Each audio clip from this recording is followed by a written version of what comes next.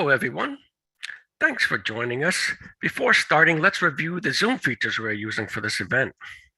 The audio for this event is broadcasting by phone and online. This event is lecture only. The microphones are muted to reduce background noise.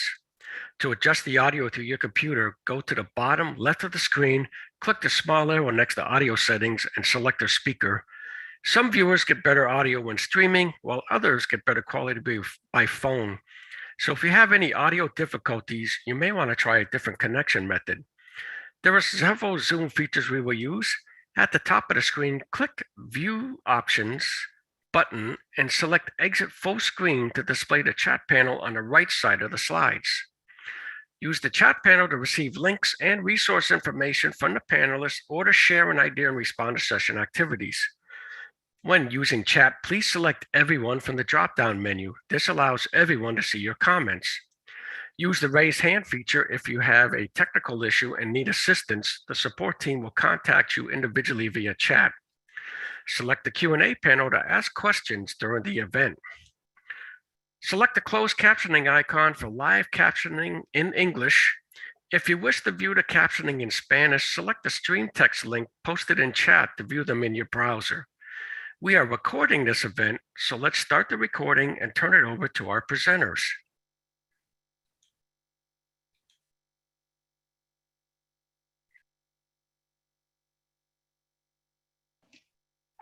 Thank you, Jeff, and welcome to our presenters and panelists. My name is Rhonda Taylor, and I'm the Director of Partnerships and Program Engagement for Americorps. The presenters and I appreciate the opportunity to join you today to talk about King Day and our goals and hopes for this year. Americorps is very proud to be the federal home of the King Day of Service since it was enacted in 1994, and we especially thank the King Center for their leadership and collaboration with us. Our goal is simple, that on this day, and every King Day of Service, our actions will help to expand racial equity, deepen ties to community and each other, and expand the impact of the Day of Service to lift people up and create the beloved community. Over the last 2 years, our eyes have been reopened to the many inequities in this country and around the globe. That is why this year Americorps is organizing around the fierce urgency of now. The King Day of Service offers us an annual inflection moment when we are called upon to follow Dr. King's example and take action to deepen our ties with each other and find meaningful ways to make our country more equitable and just, to bring us closer to the beloved community. In today's webinar, you will hear from the King Center about their plans and resources, from nonprofits and Americorps staff about ideas to address immediate needs and long-term goals, using the day for planning and long-term impact, mitigating for disasters, supporting veterans and military families, and how to register your Day of Service project so that it will be discoverable through the project search on the Americorps MLK Day page. We will also share what resources we will have available later this fall to help you market and promote your service. It is our hope that you will be inspired to step up and find the ways in which you can best honor Dr. King's life and teachings. Next slide.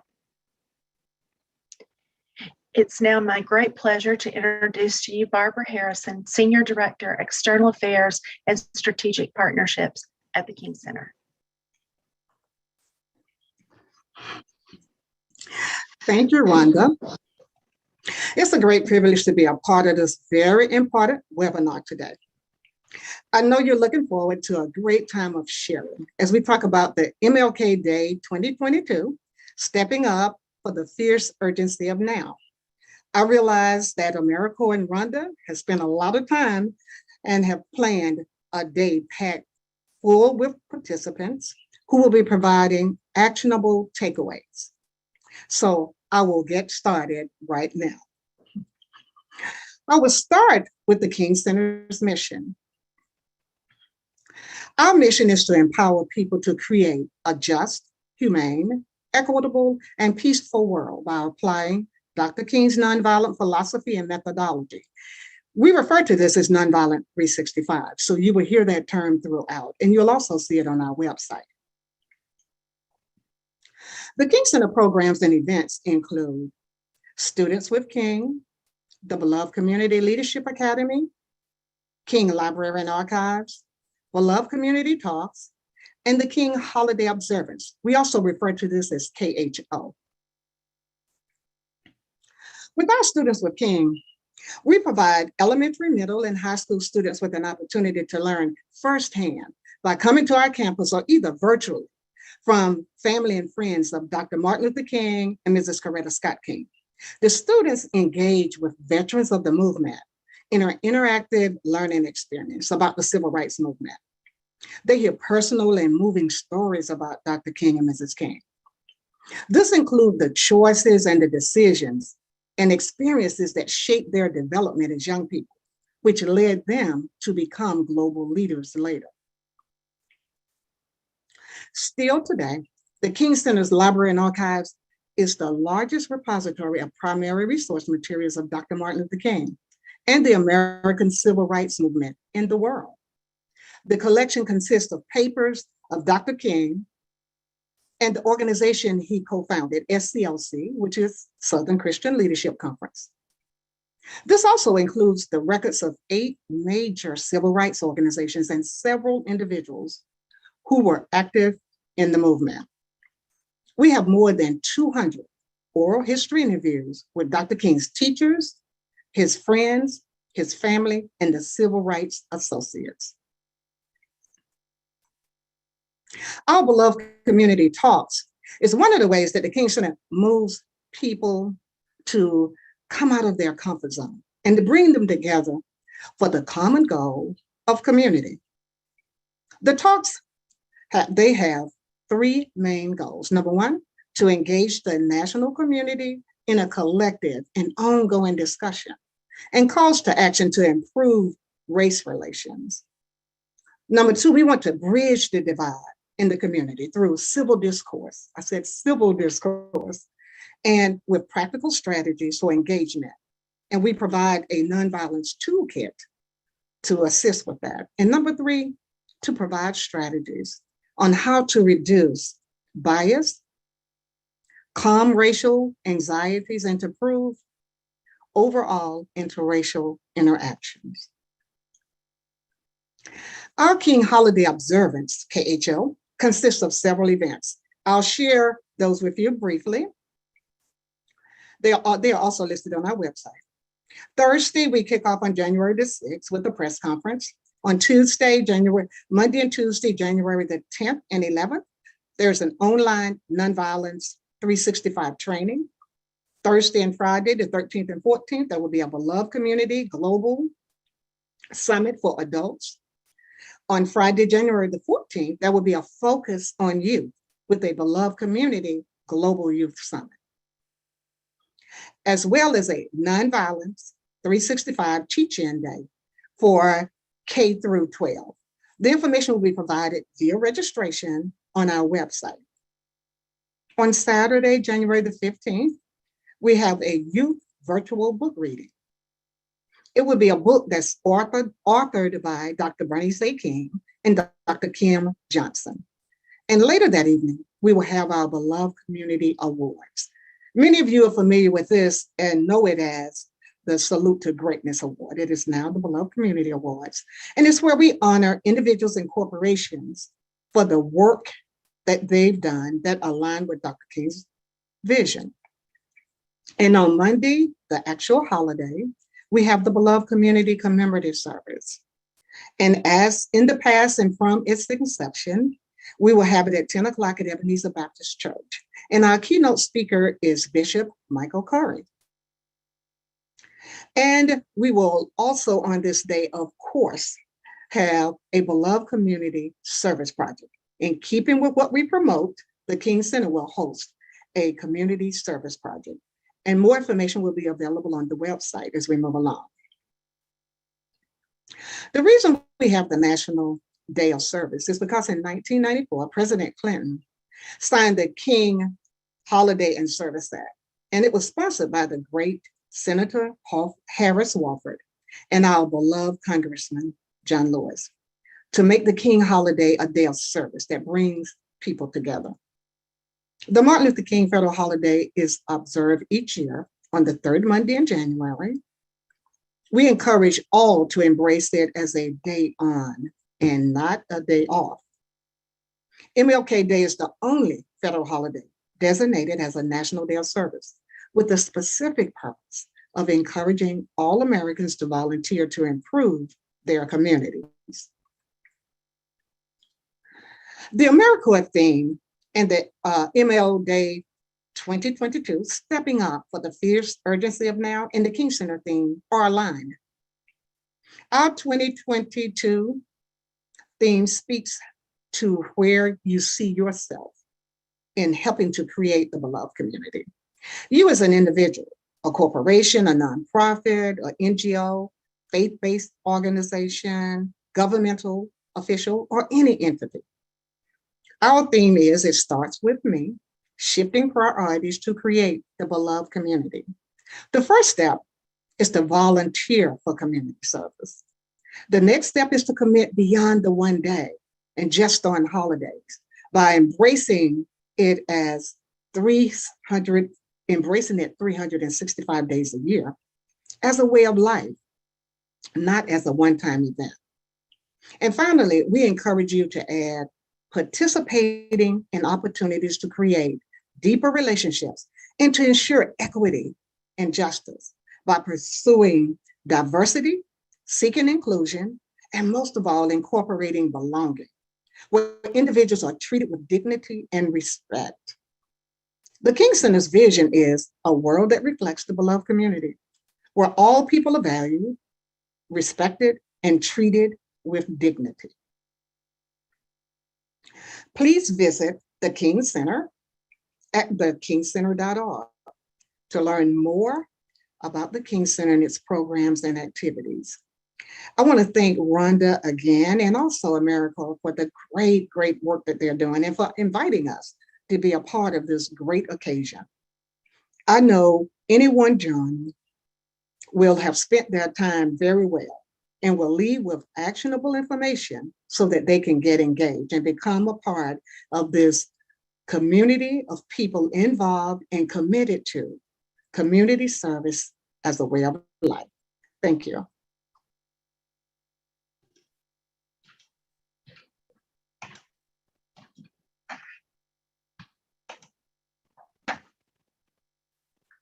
Thank you, Barbara.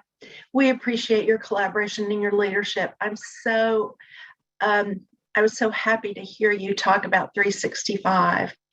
At Americorps, we believe that Dr. King's example is our powerful call to action, and that this day of service should honor his legacy through actions. We are not naive enough to think that one day we'll accomplish equity and justice, but we think that through intentional action, we can move forward addressing immediate needs and establishing expectations and plans for systemic change, just as he did throughout his life. Our message to our grantees and all of you who are partners in this day of service is an expanded one. MLK Day should be an extension of your year-round service, not just a one-off day, as Barbara mentioned. What is the mission of your organization? MLK Day offers an opportunity to add a burst of energy to accomplish your mission. Some examples that might spur your thinking are you hosting a tutoring program? Maybe it's a time when you train them and set them off for the spring semester. If you still need to bring on new Americorps members or Americorps seniors volunteers, or you need more, you're not in Americorps or Americorps seniors program and you just need more volunteers, set up a recruitment opportunity, King Day and beyond, that 365. If food insecurity is still an issue facing your community, address it. If you want to build a project to engage large numbers of individuals in your community for a burst of energy toward a goal, do it with your community. If your program does home visits, then make sure every home you visit around King Day and throughout the month of January has working smoke and carbon monoxide detectors. Utilize MLK Day as a moment when you're bringing your community together to plan for ongoing engagement that is outcome focused.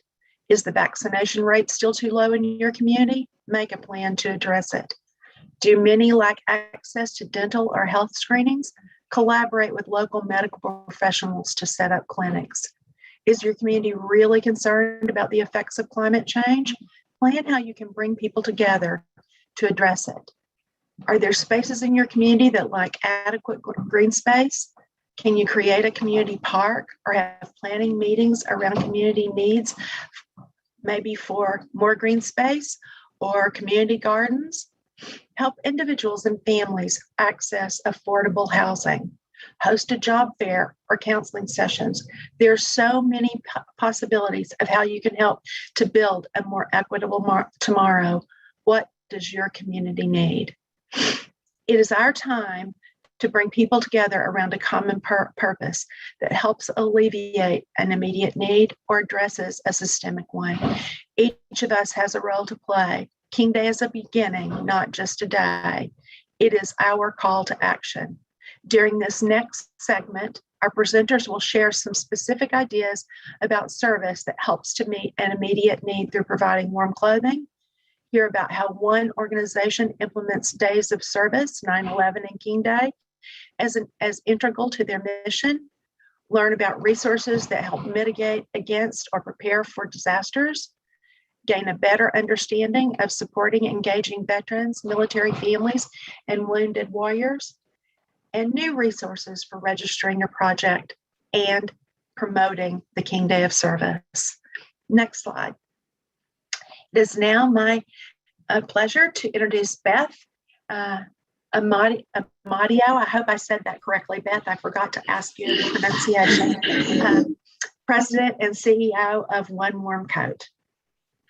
Thank you so much, Rhonda. And thank you, Barbara. I really loved what you had to say about community service as a way of life, and not just one day. And I hope that this one day in honor of MLK will be a great jumping off point for a lot of people.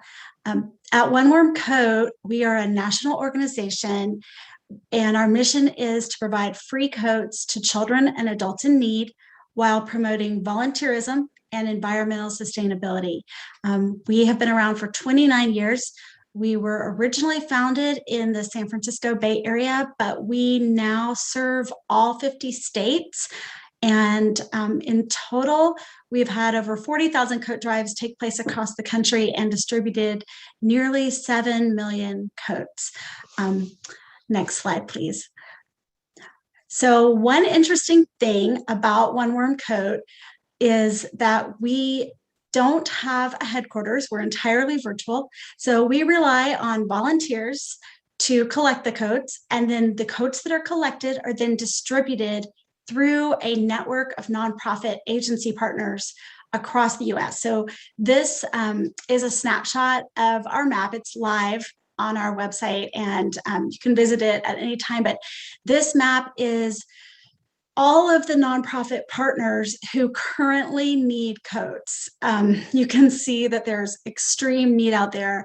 We have actually never had this many agencies reaching out to us, requesting coats to distribute to their clients, including last year during the COVID shutdown.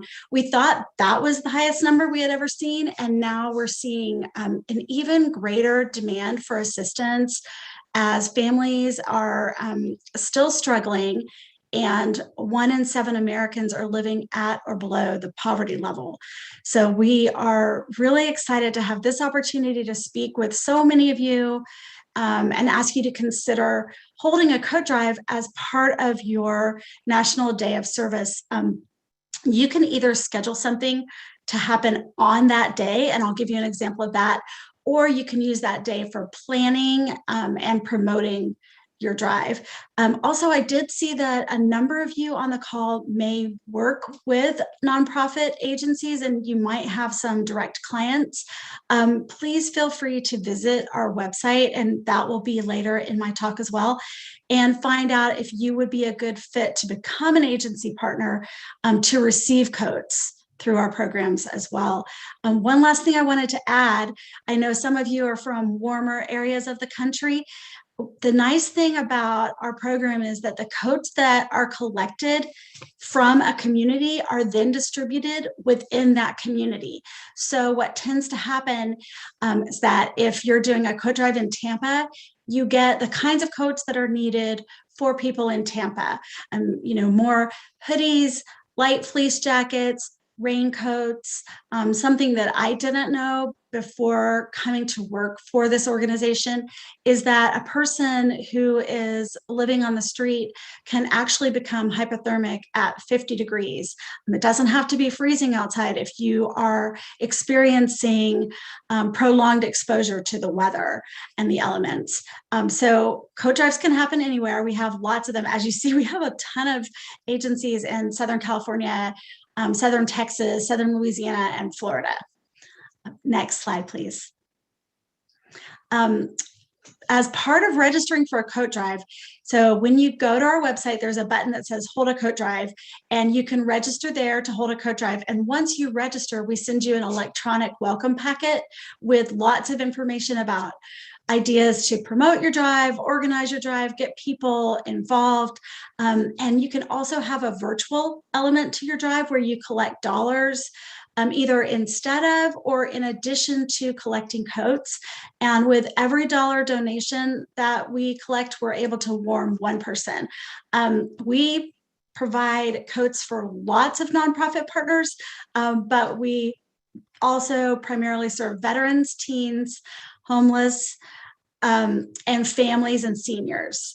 So there's everything from homeless shelters who receive the coats to give to their clients to low-income preschools, and sometimes they're really creative. We provided coats a few years ago for a dentist who cleans people's teeth for free every Friday, and they saw that a number of the people coming in to have the free dental services were leaving and heading back out into the cold weather with no jacket or coat, and they wanted to distribute coats. Because we are virtual, 97% of every dollar donated goes straight to our programs. We also focus on environmental sustainability. So we're encouraging people to donate their gently worn coats instead of throwing them away. And we also work with large manufacturers and retailers to tell them, please don't burn or shred your overstock or irregulars. We will help match those with an agency who can distribute those to people who can use them. So we keep around 1 million pounds of textiles out of landfills each year. These are some pictures of some of the people that received coats in the past year or two. I always love when kids send us notes and pictures, and this is one of my favorite ones. I love like the rainbow and butterflies, and she was so cute and happy to get her coat.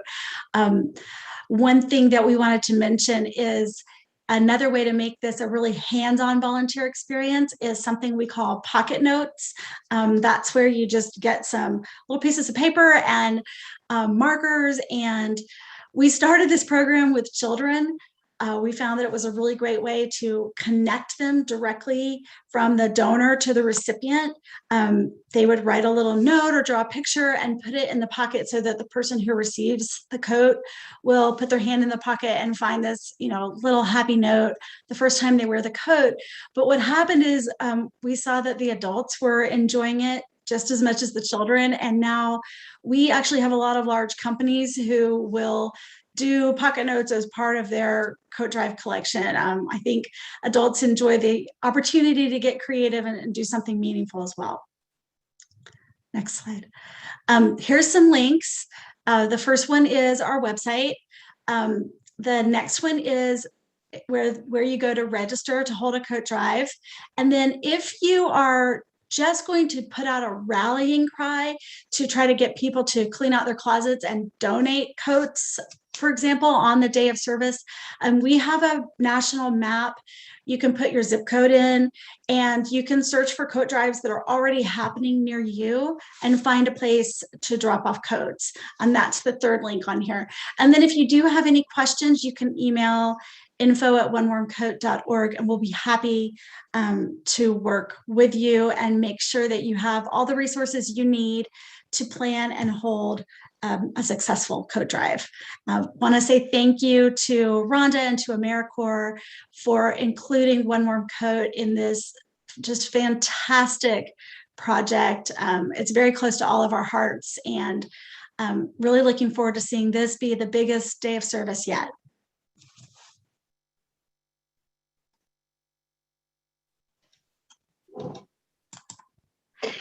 Thank you, Beth. We are so excited to share your resources with everyone on the phone. Collections and drives are often part of days of service activities, and you make it so much easier for all of us. So thank you very much. It's now my great pleasure to introduce Dylan Dodson. He is the Chief Innovation Officer at ABC2 from North Carolina. Dylan, all yours. Thank you again, Rhonda, for having me up here. I'm really excited to be up here, and thank you guys and Americorps for giving me the time to speak up here. So first, I just want to say again, welcome you guys all. I am a part of the organization A Better Chance, A Better Community, also known as ABC2, so activating youth power for a day of service projects. So again, my name is Dylan Dodson, and I am the Chief Innovation Officer of A Better Chance, A Better Community.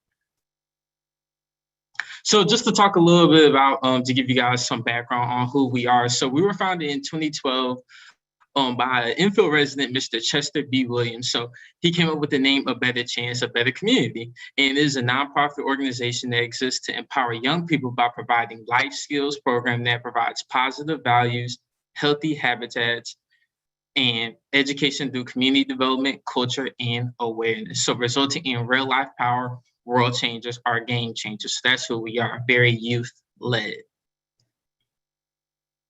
So now I want to talk a little bit about Youth Service America. So this was just, just very amazing and instrumental, especially with, being able to work with them and be able to make programs out of this for the long term. So as you guys know, what we've been talking about pretty much through this whole conference is the MLK Day. And previously we had the 9/11 Day and the service vote. And of course, in April, they have the Global Youth Service Day. So in this presentation, I'm going to really talk about how to build that program and make it sustainable and long-term.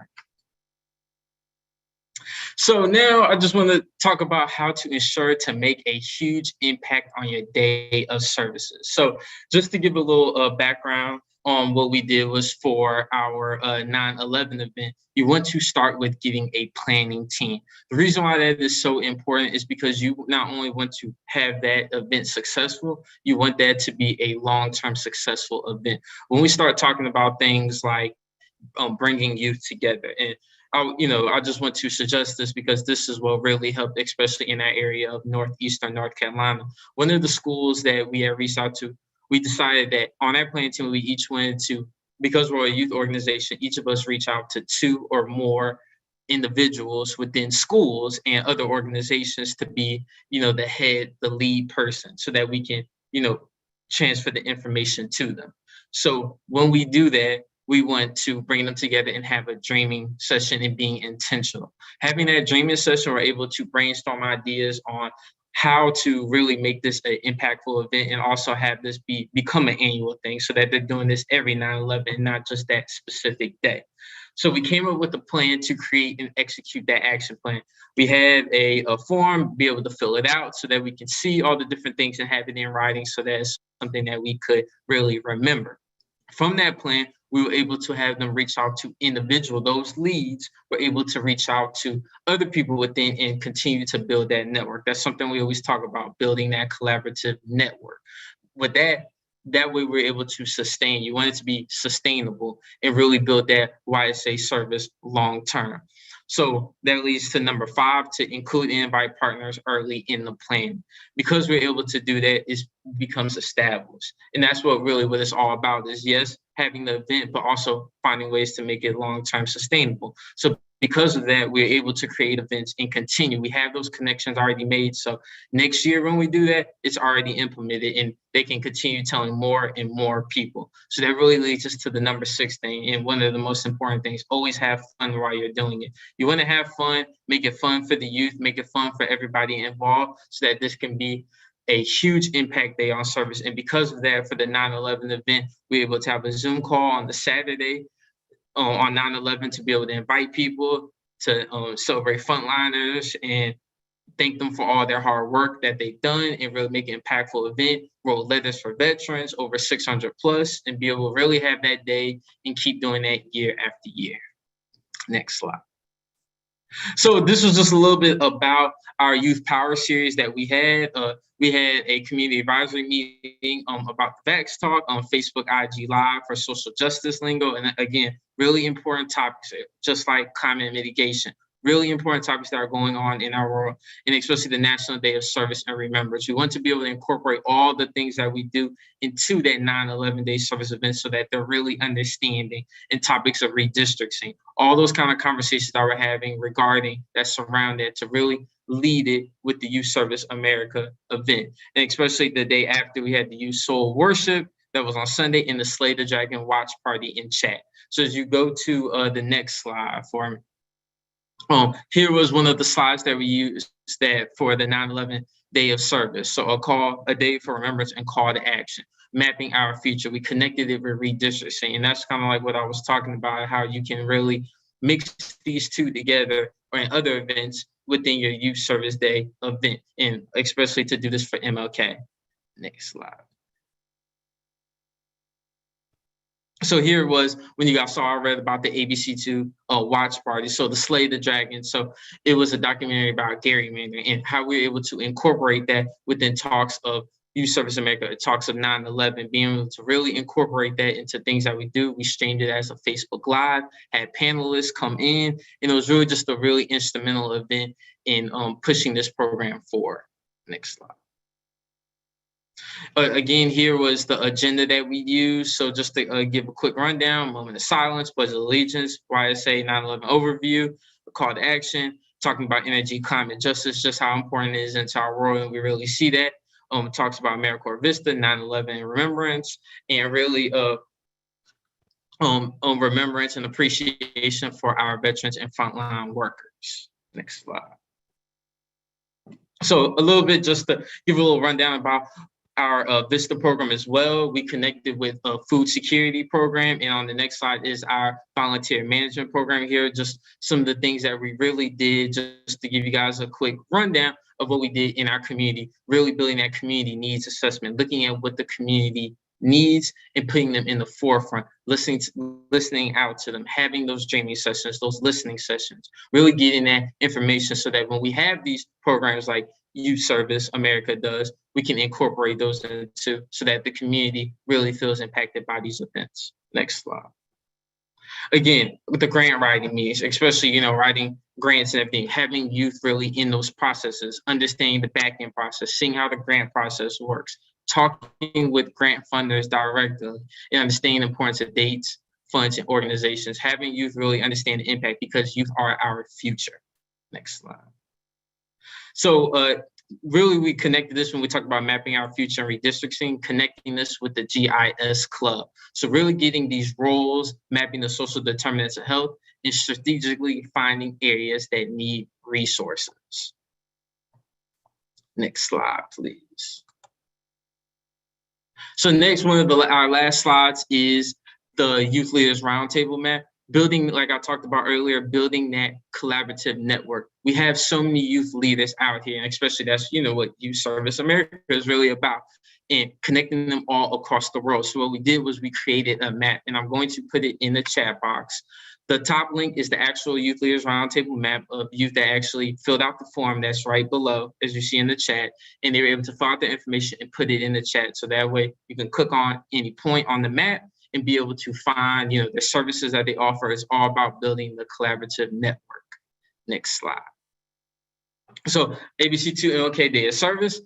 This is going to be a speaker power rally, talk about the climate justice visioning session, coming up with ideas, talking about the importance of climate justice. And we're also having an MLK essay scholarship contest, which is going to be amazing. Next slide. Our call to, and that was really all part of our call to action, things that we do out here, and really impactful event. Next slide. So our ABC2 Connect, we have our GIS clubs at 7 p.m. via Zoom. And we also have on Thursdays at 2 p.m. our regional connections meeting. And our youth leaders roundtable, like the map that I was speaking about, is Sunday at 6 p.m. via Zoom. And they're all on that same Zoom link below. Next slide.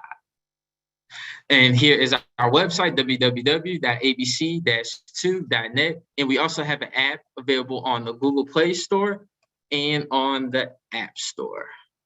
Next slide. Thank you. I really want to thank you guys for having me out here and giving me the chance to talk. Thank you, Ms. Rhonda and Americorps for having me out. Thank you.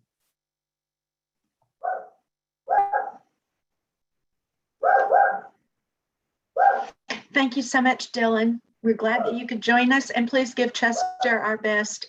We were sorry he wasn't able to join us today too. We appreciate your engagement in service and your very integrated approach.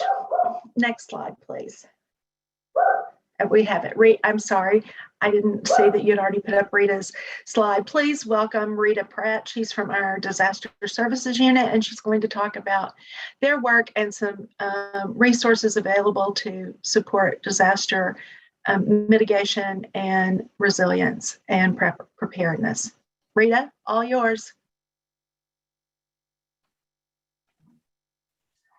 Thank you. Hello, everyone. I'm really excited to be part of this panel today and speak with you and present along all of these other dedicated folks, committed to bettering their community and yours. So next slide.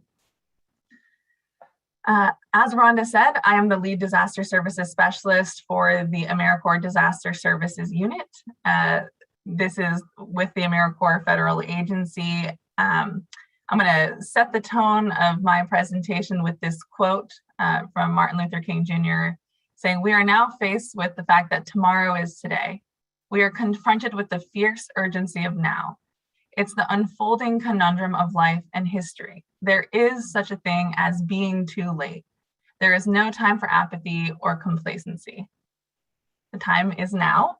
And I think you all recognize that because you're on the call today and you're looking to do something proactively for MLK Day this year. So next slide. Great, so if you're unfamiliar, the Disaster Services Unit leads the agency's engagement across the disaster spectrum. So that's from preparedness to response all the way through mitigation. We serve as the central hub for all federal agencies in disaster services. And we want to make sure that we have a coordinated and consistent effort in response to all federally declared and non-federally declared local disasters. We're most commonly, this means we're working with FEMA to develop and oversee response mission assignments after federally declared disasters. So that's when you'll see us most active. Most recently, New Jersey and New York had mission assignments for impacts from Hurricane Ida. And then, of course, the COVID-19 vaccinations. I believe we had over 25 mission assignments, which was a massive undertaking, but extremely impactful. I'm not going to name stats for you right now because I know that can be boring. On top of that, we do a lot of technical assistance with the state service commissions and making sure that they can access our support when necessary. Next slide. Okay, so, we all know that Americorps builds capacity in all communities, but there are specific Americorps disaster response teams. Those programs have a heightened focus and commitment to disaster response. A lot of them are our conservation programs, but they participate in other trainings year round to make sure that they're prepared when we do call on them for disaster response. All 8 ARTs follow a standard established protocol when deploying to the field, but they can do anything from volunteer management, donations management, call center data management, mass care, and then of course, mucking and gutting, home rebuilding out in the field. Next slide. So what does this mean for you? Well, right now we know that disasters are coming more often than not. Sometimes I wonder why I got into this field. But then I remember, when there's another disaster, and I'm talking about hurricanes, fires, floods, tornadoes, and sometimes they're compounded. The all too frequent tornado hurricane combination. So how you can engage in this is bringing awareness in your community to what your possible hazards are in your community, and making sure folks are prepared. It's hard for people to understand how a disaster that hasn't yet happened to them will impact them. I strongly feel that, the COVID-19 pandemic was a wake-up call for everybody. But, like we saw after 9/11 and after Hurricane Katrina, after a few months, people forget what happened even in their own community. And so, it's our responsibility to raise awareness to that. And what that could mean is finding a local voluntary organization active in disaster to partner with. And I'll show you a few of those in a slide in a couple of minutes. Or join or kickstart a community emergency response team. And community emergency response teams, or CERTs, are in most communities. And if your community doesn't already have one, it would be great for you to kickstart one. This is where folks are trained on basic disaster response skills, so fire safety, search and rescue, team organization, disaster medical operations. So I'll talk a little bit more about that as well. Next slide. So community emergency response teams, those are the CERTs teams. Find your local CERT, start there. Go to ready.gov, find your local CERT team, and the CERT program will educate you and your family and your neighbors to address hazards that may impact the community in response to emergency situations. So that could be very local. So that could be, a business is on fire and then they need support after that. Maybe a train derailed. CERT teams are often called in for that.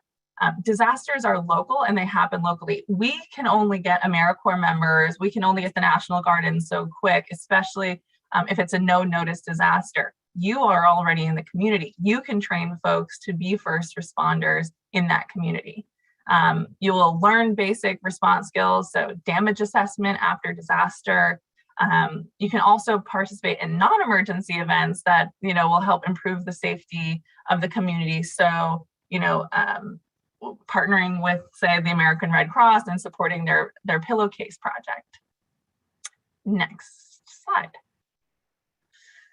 So here's a list of some of the national VOAD members, National Voluntary Organizations Active in Disaster members.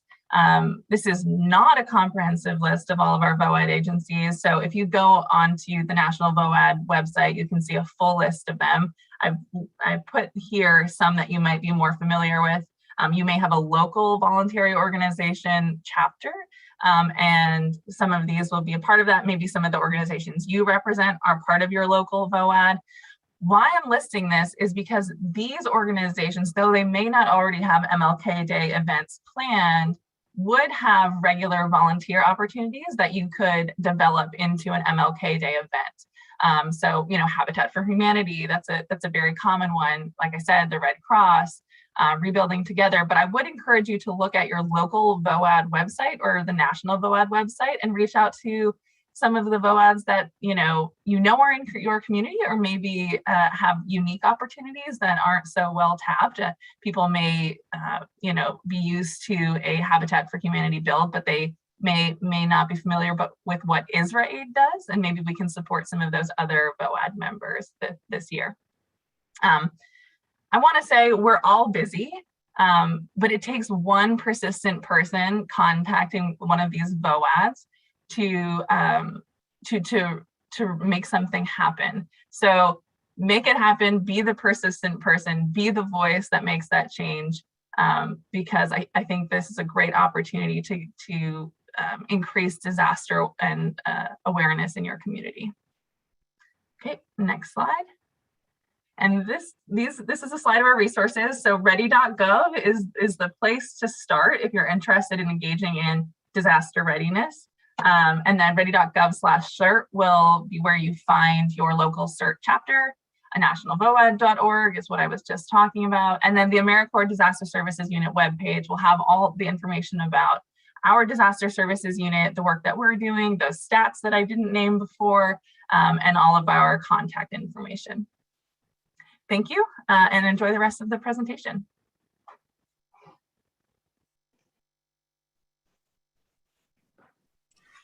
Next slide, please. Oh, you have Mary's slide up. I'm sorry, I'm looking at mine.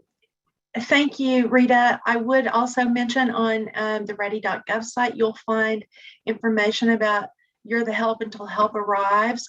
They have great training and materials on that site, and lots that could be helpful if you want to help support your community's disaster-related needs.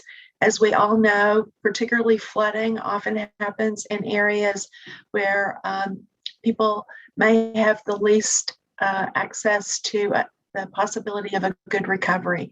So mitigating against disasters is really important, especially for those among us who are already stressed. So it's now my great pleasure to introduce to you Mary Tobin. She's our Senior Advisor for Wounded Warriors, Veterans, and Military Family Initiatives at Americorps. Mary, all yours. Thank you so much, Rhonda, for having me as a part of this incredible webinar. As Rhonda said, I am the proud Senior Advisor for Wounded Warrior, Veteran, and Military Family Initiatives at Americorps. I am also from the undisputed King of Cities, Atlanta, Georgia. So MLK Day means a lot to me because we grew up celebrating Dr. King's legacy, but also celebrating young people, not so young people, veterans, anybody who was in the community, giving back on that day and every day. So this is it's an honor to be a part of Americorps during this incredible time and for this day of service. Next slide, please. So we're going to talk about a few things here today, and we're going to talk about the mission of what I do here at Americorps. I'm going to give you some stats around veterans and military families that can help inform the types of ways that you can support veterans and their families for MLK Day of Service. I'm going to talk about some past focus areas, some projects that many of our grantees have done in the past on MLK Day, and some ideas for the future, and any resources and the best way to contact me so I can help you support the veteran community. Next slide, please. So veterans and military families, I am a proud U.S. Army veteran. I spent 10 years in the United States Army as a communications officer, and I also completed 2 tours to Iraq. So I'm a combat veteran. And so particularly on this day of service, the ways in which we will support, I'm asking you all to consider supporting the veterans and military family community, will be geared towards how we can provide resources to those who have served and earned the benefits of defending our country. Next slide, please. So what I do here is this agency has provided assistance to nearly 500,000 veterans and their military families, and we continue to do so each and every day. We have over 20,000 veterans and military family members who work and serve in AmeriCorps right now as members or volunteers. I want all of you to be a part of that mission, if it's for this day of service or it's also in helping us to recruit members for a year of service. So that's what I do, is I bring passion to this thing, help you understand how we need you, the veterans and military families, need your help and your support. And I make sure that you are part of this incredible team here at Americorps that so dearly loves and supports our veterans and military families. Next slide, please. So here are a few stats, and I'm not going to read from this entire slide, but there's some things that I want to get your brain going around ways that you can support veterans and their families. There are almost 1.6 million active duty service members and 19 million veterans. We are everywhere. We're like a good rash, not the bad ones that itch, but the ones that look kind of cute after a little while and is shaped like a heart. We are everywhere. We are in everything. And guess what? We also want to continue our service to this country. But there are a lot of us who need help doing that, reintegrating back into the community. And unfortunately, there are some of us who also have very real needs. There are over 30,000 homeless veterans right now in this country. Yes, I said it. Veterans who have served this country are homeless. 30,000 of them. Roughly about 10,000 of them are in California alone. So if you're in California, you're on this call and you want to support veterans and military family members, I urge you to connect to organizations, especially in the Los Angeles and San Diego area, who are addressing homelessness, because 9 times out of 10, they are helping veterans in their community. So I'm going to point that out.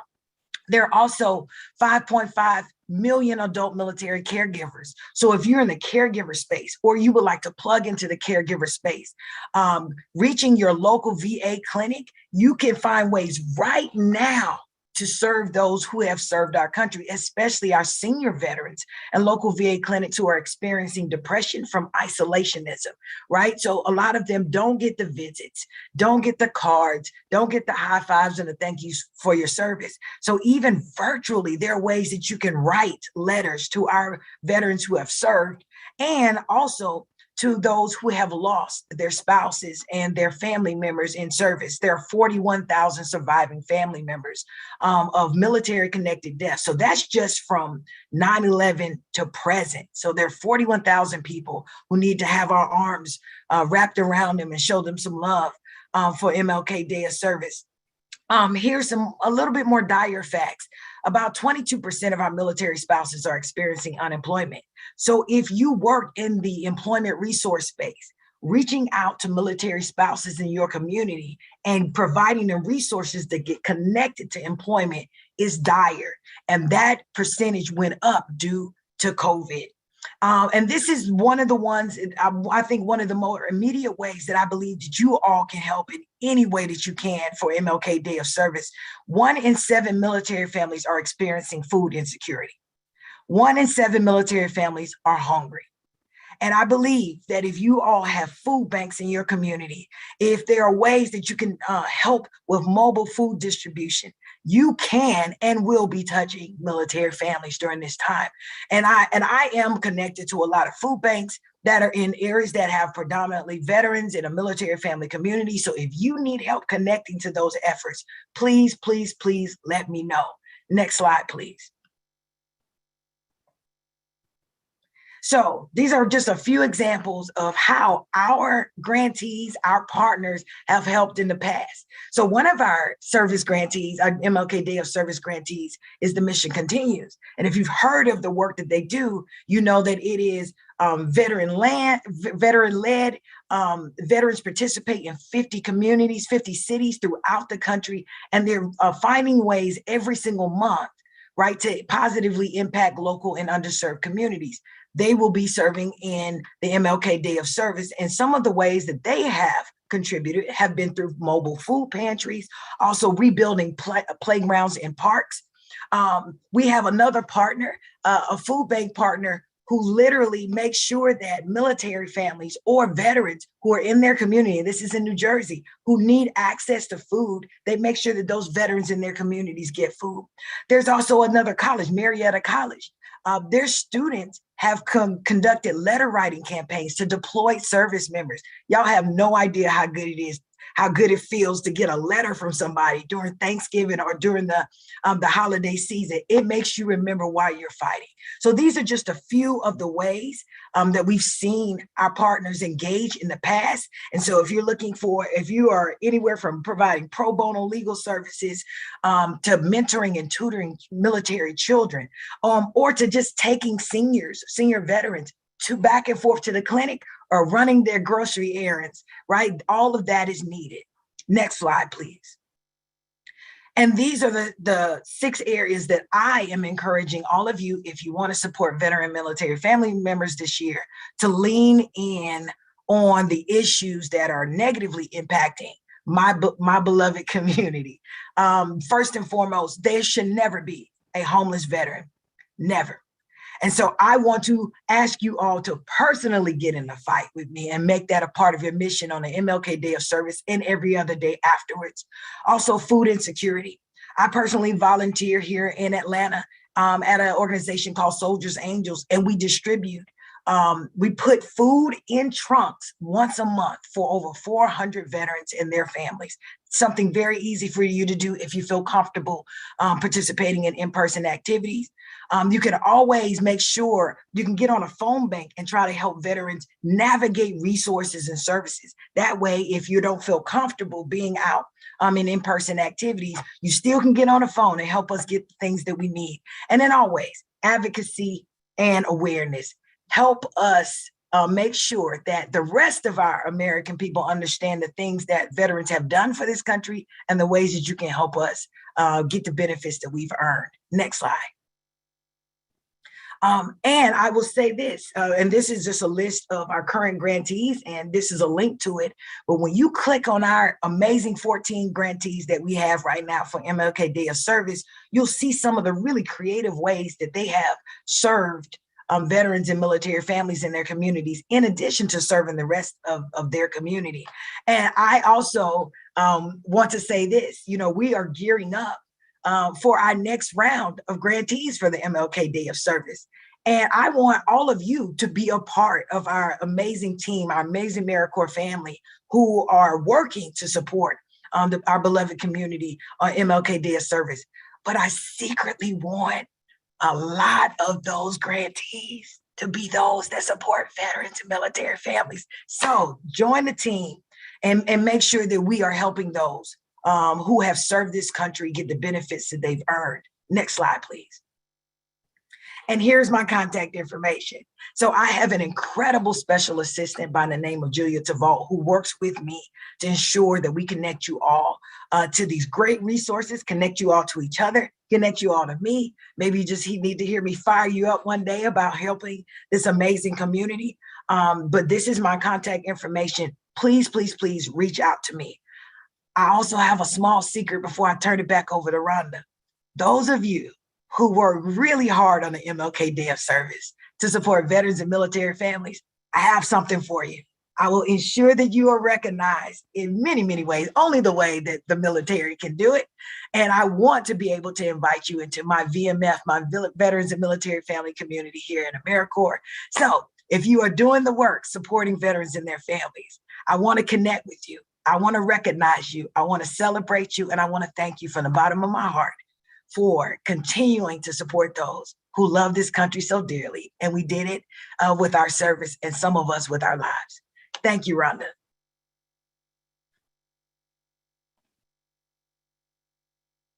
Thank you, Mary. We always appreciate all of your resource information and especially your enthusiasm. We know that there are many needs that volunteer for veterans and military families and wounded warriors that volunteers can help meet. So thank you. It's now my great pleasure to introduce Ben Schutz. He's the Vice President of Business Development and Marketing at Volunteer Match. This year, Americorps entered into a collaboration with Volunteer Match to have a search tool on our site that aggregates opportunities from across different platforms. But Ben will tell you more about that work and how you can participate. Ben? Thank you, Rhonda.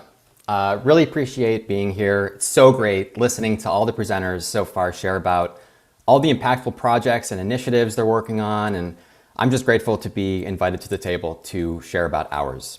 My name is Ben Schutz. I'm the Vice President of Business Development and Marketing at Volunteer Match. Next slide, please.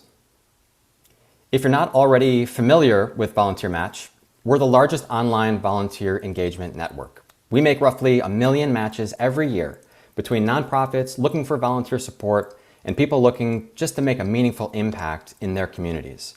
We're a nonprofit ourselves, founded in '98.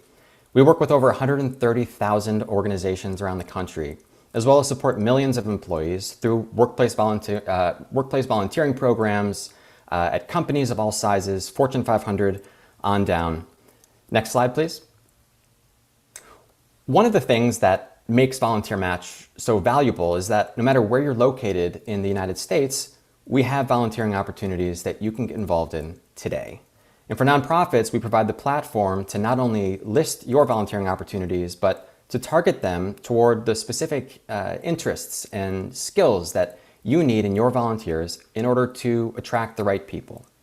We offer 29 distinct cause areas and over 300 unique skills that you can tag your opportunities with, including options to mark them as personal, in-person or virtual, good for groups or kids. And once they're live, we get them in front of over 15 million people every year. Next slide, please.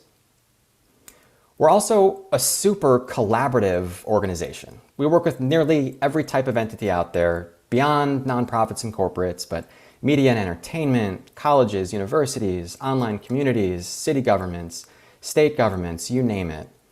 If you want to create opportunities to get people into service, we want to work with you. And it's this model of collaboration that has allowed us to build our most recent partnership, which is the one that Rhonda was just mentioning, and really one of our most exciting. And it's our relationship with Americorps, and also a big part of the reason that I'm here today. Next slide, please. With Americorps support, we've brought together a coalition of network partners, all of whom provide access to volunteering opportunities around the country. Idealist, Mentor, California Volunteers, Just Serve, Catholic Volunteer Network, as well as the 6 natural and cultural federal agencies through our relationship with volunteer.gov, all to maximize the visibility of nonprofits, improve the collective experience for volunteers looking for opportunities to get involved, and ultimately to get more assistance to the communities that need it. We're continually adding to this coalition. Next slide, please. Actually, next slide, if you don't mind. Great. So beginning this past September 11th of 2021, we launched the first version of our National Volunteer Opportunity Search Console on Americorps in time for 9/11 Day of Service. So that second week of September, volunteers were able to go to Americorps.gov, search their zip code, click the 9/11 box up top, and see thousands of service opportunities being marketed specifically for 9/11 Day of Service. Next slide, please. And now, as we prepare for Martin Luther King Jr. Day coming up in January, we're running another big national push to recruit volunteers into service through this page on Americorps that we'll be promoting. We'd love to help direct volunteers to your organizations wherever you happen to list opportunities. So if you're a nonprofit and if you'll be calling on your communities to get involved on King Day, all you have to do is have an account on any of these partner sites. And when you list your opportunities, whether they're in person or virtual, just be sure to add that hashtag MLK, to either the title or the description of the opportunities you want to elevate for this day of observance. And they will be surfaced in that search application on Americorps.gov. Volunteers will be able to click the MLK Day toggle and they'll see all the opportunities available to them on King Day in their zip code.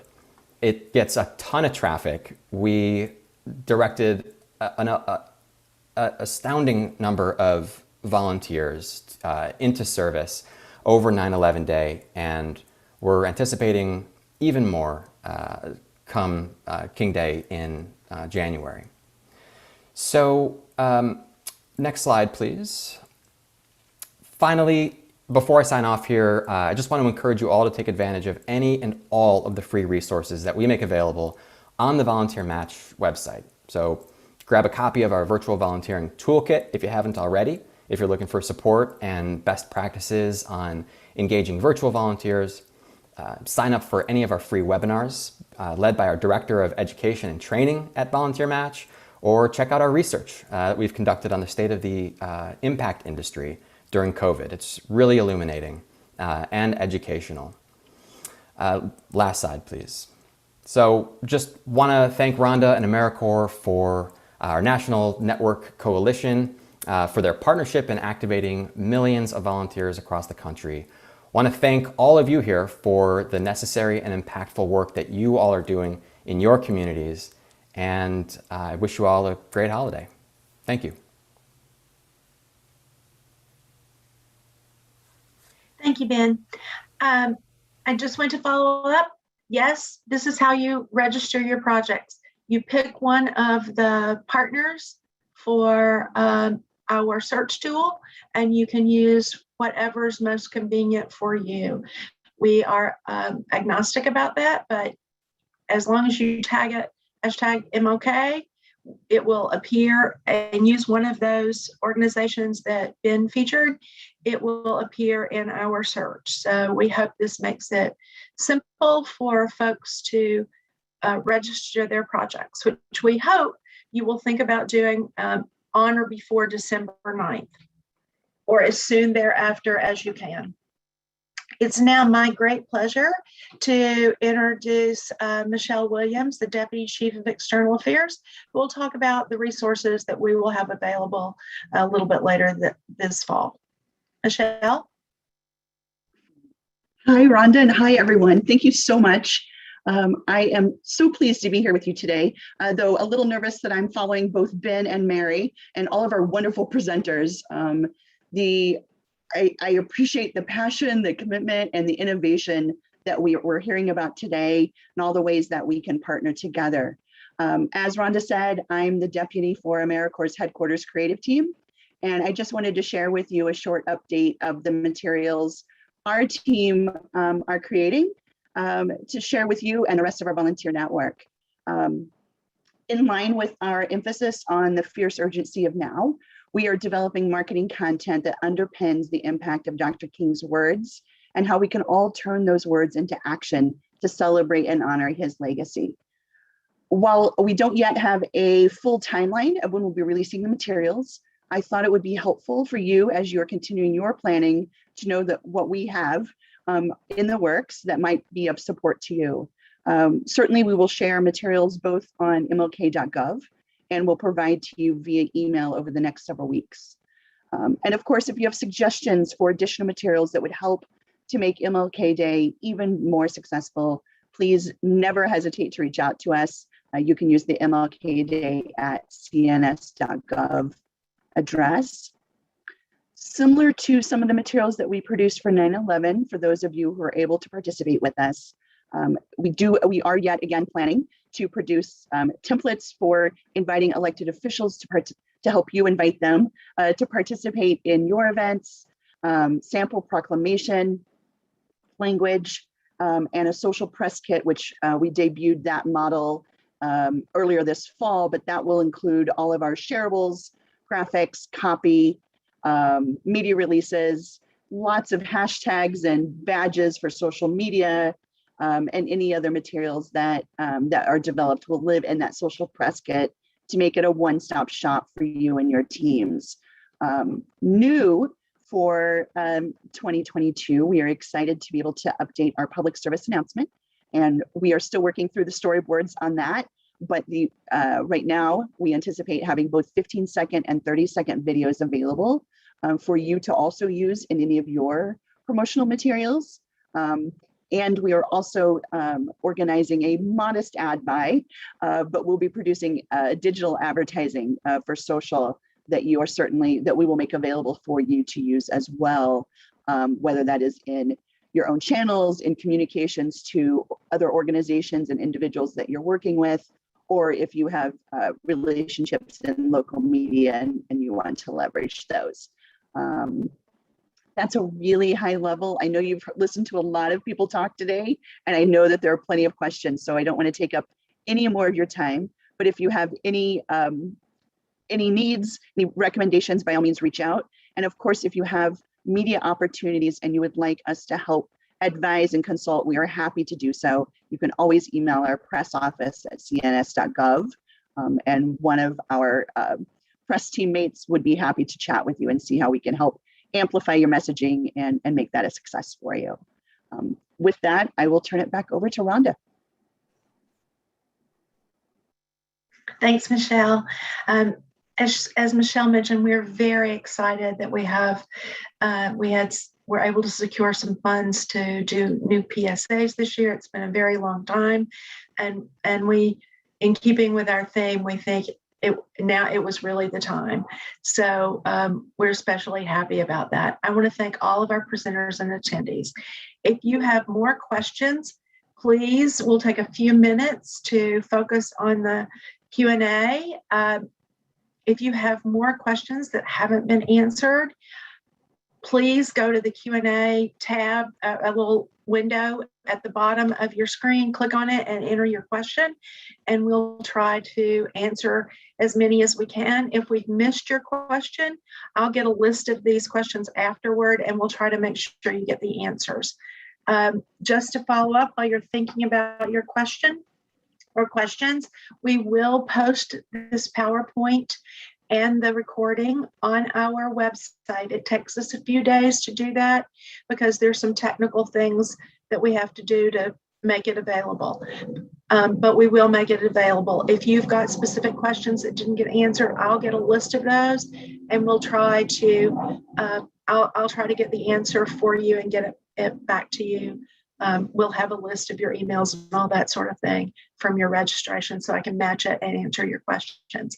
If you think of questions later about King Day and you just need to run it by somebody, please use mlkday@cns.gov. If your questions are really press media specific, press office is the address to use that Michelle mentioned earlier. But anything else around King Day, I'm happy to try to get you an answer or get you to the right person. Any questions? I haven't seen any more. Wait, let's see if any more have come through.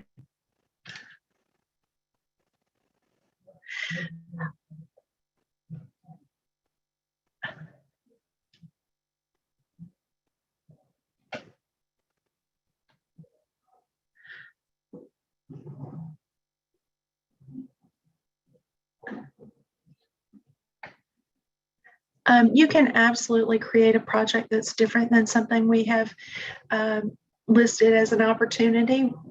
We just encourage you to find a community need that is important in your community or helps to address a longer term issue and engage in it.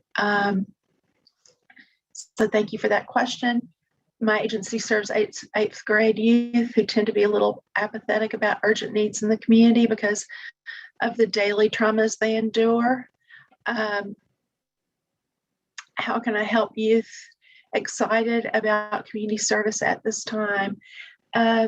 Teresa, I would like to connect you with Dylan after this because I think they've done a really great job of mobilizing and encouraging their young people throughout the year. And I think he can probably best give you some tips. Yes. Let's see. Michelle, can you give any idea about approximate timing on the digital asset? Perfect timing because of some. You know how much I love guessing when things are getting finished. We are hard at work now. We expect in the next couple of weeks that our base set of digital assets will be available. The video will likely be the last thing that is available, given just production needs for that resource. But I would expect by early December, we should have our social press kit live.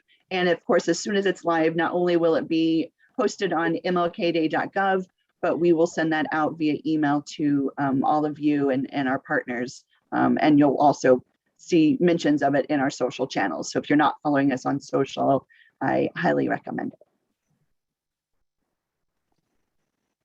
it. One of you asked about technical or logistical steps to report your projects to Americorps, or can we just proceed? You can absolutely proceed. We hope that you will post your projects on one of the organization's sites so it's discoverable in our search. We would, if you are an Americorps grantee, there will be a probably separate process where your program officer may reach out to you to listed in a spreadsheet to us, but that shouldn't prohibit you from going ahead and registering your project so that others know about it and we can find it online as well. Mary, I don't know if you're still on, but there's a question about homeless veterans and drug intervention. Who could do outreach to veterans who may not be sure they want to help? This person is she is near Harrisburg, Pennsylvania. So Erica, maybe we can connect. Mary, I think Mary's typing an answer now. So yeah, I was gonna say, I'm here and I'm typing an answer. Thank you, Rhonda. Okay. Yes, we'll be blasting out a few. Well, Michelle's answering now, so I'll leave that to her.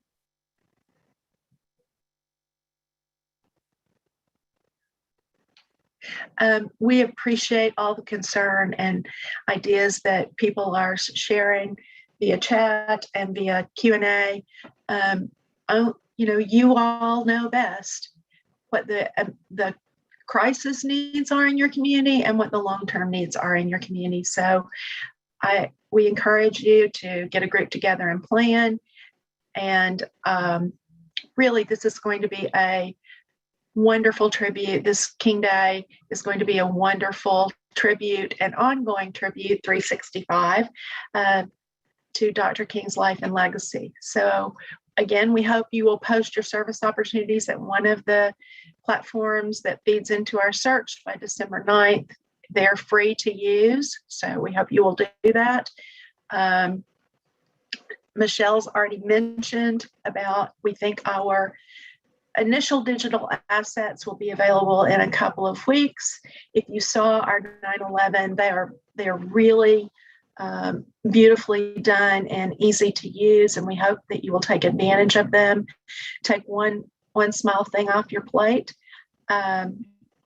Again, we can be reached at mlkday@cns.gov. We'll post this webinar as soon as it's available, and I'll follow up with any questions that we couldn't get immediate answers to. So thank you again for joining us. And I'm just quickly taking a moment. Oh, someone says, what does CNS stand for? Our agency for many years did business as the Corporation for National Service, and then the Corporation for National and Community Service. So CNS is what Corporation for National Service, and we are now doing business as Americorps. Someone asked about organizations supporting truth in media. I don't have those at my fingertips, but I'm sure that would be easy enough to find online, and Ben may have an answer to that. Do you all have any of those resources at Volunteer Match about organizations that support bringing more awareness to false information?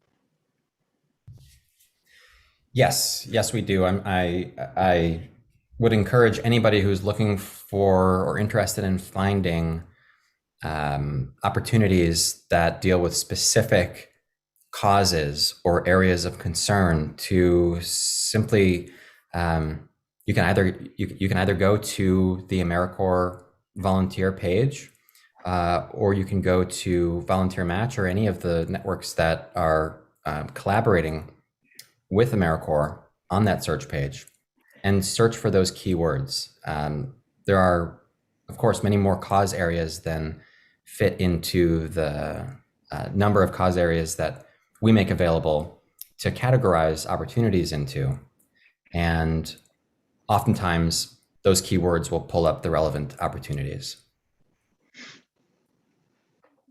So one last chance. Any questions? All right. Thank you for your time, your attention, and most of all for agreeing with us that the King Day of Service is an important inflection moment each year. We look forward to the service that you will organize and to the results that you will share. So thank you again. And I think that's it, Jeff?